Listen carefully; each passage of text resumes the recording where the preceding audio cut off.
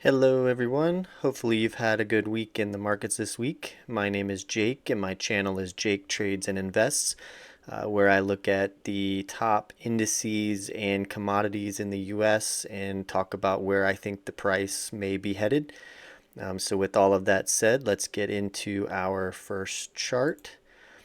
Here we are looking at gold on a daily time frame. Gold performed pretty well this week, finally hitting that $3,000 mark that we've been talking about since it broke out of its triangle pattern here. We have been riding above the 20 EMA for the last couple of months, had a little bit of consolidation and pullback the last couple of weeks before finally pushing up towards the end of this week and tapping just over $3,000. So it's possible now, with everyone that's been watching the $3,000 level, that gold might sell off a little bit and pull back some. But as long as it can remain above the 50 EMA for now, I think gold is going to continue to head higher. Silver, we're approaching our all-time high, at least over the last few months. We're approaching that $35 level. And with gold, as long as it continues to head higher, I think silver is going to do the same. So again, we may have a little bit of a pullback to let this push up from this week, kind of build a little more momentum, build a little more support before heading higher, but silver looks good to continue higher as well. Platinum has returned above the $1,000 level that we watched a couple weeks ago. It pulled back, didn't quite come all the way down to our support zone, which is okay. We're back above the moving averages, and I think, much like gold and silver, platinum looks good to head higher as well, as long as it remains above the moving averages and can hold above this $1,000 support level. Copper is looking good. We finally broke above the 480 level and got above 490 as well. Now we're pulling back some. I would think maybe this 480 level, maybe even down to 475, would act as the new support. I think price may come back and let the moving averages catch up a little bit before continuing to head higher. But now that some of this choppiness has seemingly broken for now, I think copper looks good to continue higher too. Crude oil looks like we had a little bit of a false breakdown below our support zone. We got to wait and see if price can continue to head higher and get back above these moving averages. It's possible that oil may just come up maybe around $70, tap the $70 range, tap the 50 EMA. We've got to see if that acts as resistance for right now, but it's possible that we have a small bounce in the price of oil. But as long as the price is below the moving averages, I think it's still got a bearish trend to it. But if price can somehow punch above $70 and even head back up above the 200 EMA, then I think that would be very bullish for oil. But we'll have to wait and see in the coming weeks how it reacts as it approaches these moving averages that are declining currently.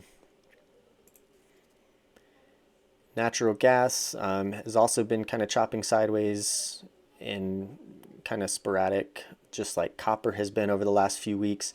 It currently looks like this week we did head towards that $5 range before selling off pretty strongly and heading back down towards the moving averages.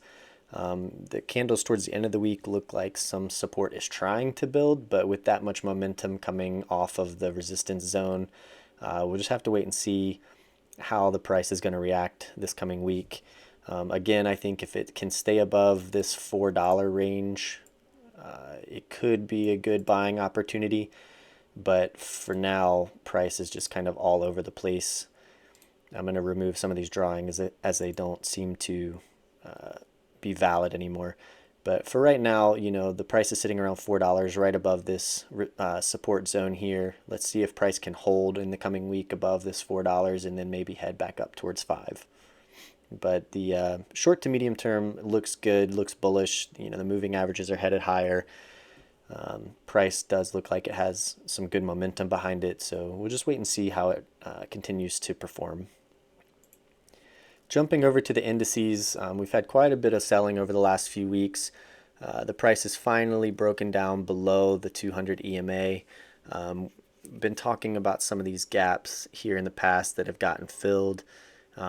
We did break below our support zone, and we're sitting around the 5,600 level right now. And we had a strong buying day on Friday, but I'm thinking with this much momentum over the last few weeks, we could see a small bounce, maybe come back up and touch the 20 EMA. But I think some consolidation is going to have to happen here before we can start heading higher again.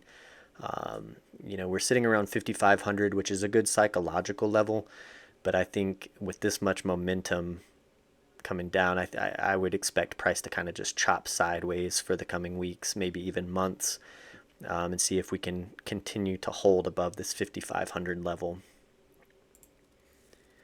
The Nasdaq is the same story. We broke down below our support zone. We finally have filled the gap below 20,000 here, and we've also filled this gap at 19,500. So it makes sense that we might get a little bit of a bounce here. Again, like the S&P 500, I think price could come back up towards this $20,000 mark. See if we can hit the 20 EMA, and if it's a decent bounce, maybe even the 50 EMA if once that starts to catch up. But for right now, with price below the moving averages, I'm not too bullish at the moment. I think some sideways consolidation and maybe even some further downside is in the near future. Same story with the Dow. We broke our upward trend line. We broke below the 200 EMA.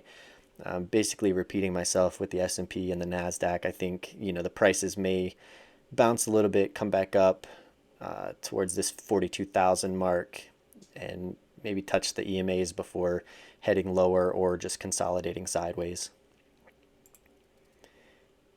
And we've got the Russell here. Again, same story. We're pretty far below the moving averages, so a small bounce here would make sense to come back up and at least touch the moving averages. So for a short-term trade of a couple days, it might make sense to buy here and play it to maybe 2100 on the Russell. But for now, I think some sideways consolidation is probably going to be the outcome that happens. And lastly here, we're looking at Bitcoin. So Bitcoin finally filled its gap down to the $77,000 level that I've been talking about. We're currently sitting on top of the 200 EMA. Again, we could see a small bounce in the price. We still have a little bit of a gap from Friday to Monday that hasn't quite been filled yet. So it wouldn't be unlikely that this price would come up and kind of fill that gap, touch the 20 EMA. But again, consolidation to further downside is what I'm expecting in Bitcoin. And that's all I have for this week. I appreciate anyone that tuned in. If you haven't already, please check out last week's video and see how the analysis held up this week. If you find value from the content that I'm providing, please give me a like, and a subscribe would be appreciated. And I will see you again next weekend. Thanks, everyone.